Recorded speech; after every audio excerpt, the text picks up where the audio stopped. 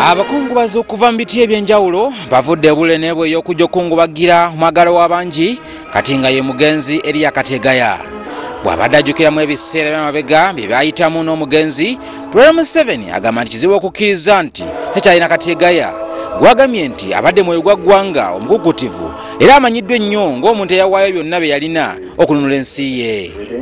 Okusinziira ku President Museveni yamaze kukubira ku baluganda lwa mugenzi abamukakasiza nti ddala munywanyi we yabadde agenze.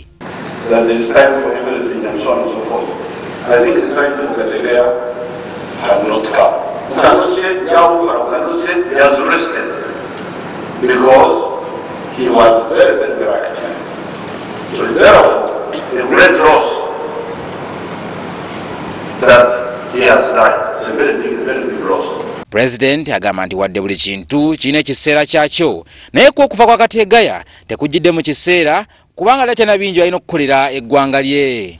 Elia Kategaya leaves behind a very rich legacy which will continue to inspire the young and the old.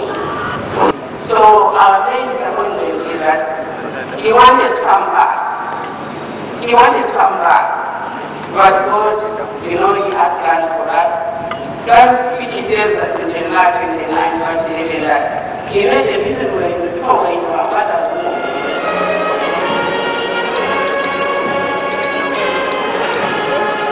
Elia Kategaya wafiiridde nga ye mumyuka wa Ssaabaminisita asooka era minisita avunaanyizibwa ku nsonga ez'omukago gw'amawanga aga East Africa.